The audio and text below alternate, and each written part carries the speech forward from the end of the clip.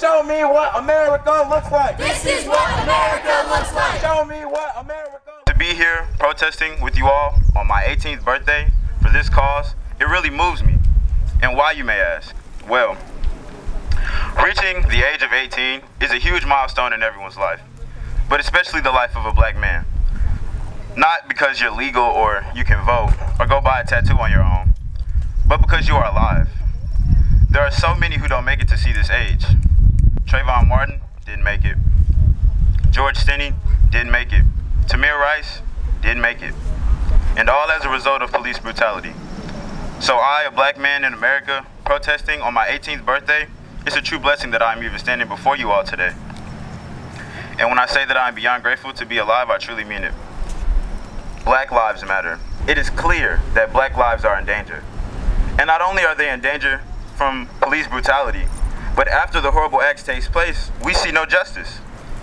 It's disheartening that we even have to fight for equality, but it is what it is, and we will continue to fight. Black lives matter! I would argue that the majority of people that think that racism doesn't exist in the suburbs have never been a person of color in the suburbs.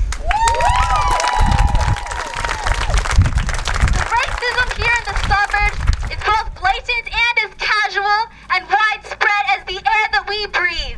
When you fail to talk to your kids about racism, you fail the black kids they go to school with, because we have to live with the trauma of being bullied and being called slurs and learning to hate our blackness for our entire lives. If our police officers are racist, it is because we are racist. They breathe our racist air. They reflect the values of our society. If our society tells you your whole life that black men are dangerous, of course they will be afraid. And George Floyd was killed by a police officer. But the silence of good people will let it happen again. Black Lives Matter! What does Black Lives Matter mean to me?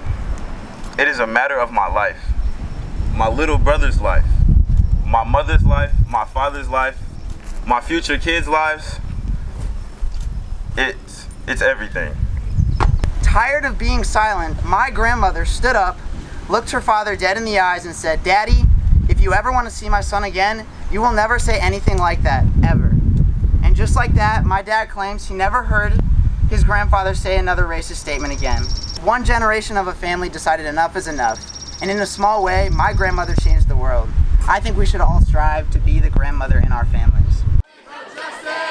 I said, take it to the streets, perform the police. No justice, no peace. Take it to the streets, perform the police. I doubt very many of us in Wildwood really understand what it's like to go to bed at night, hearing gunshot sirens and fearing that your next interaction with the justice system isn't going to treat you fairly.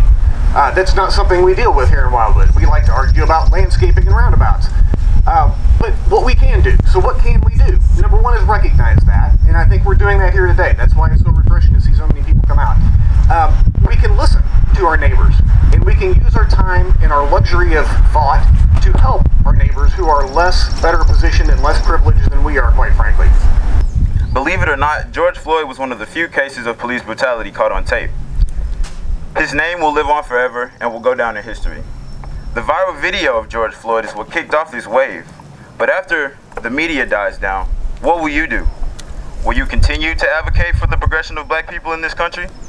Will you continue to spread awareness and educate the ignorant?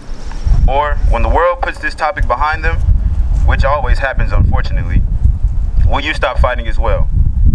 I challenge you all to continue to fight long after it's out of the media. Stand out. I'm sure we've all experienced some weird eyes from our so-called friends for feeling so passionately about this matter, but don't let that faze you. Because if we don't fight, then who will, and at what cost? Another life? Another hashtag? Another viral video? No. We have to keep adding fuel to this invigorating fire that has been ignited until we see change. Thank you.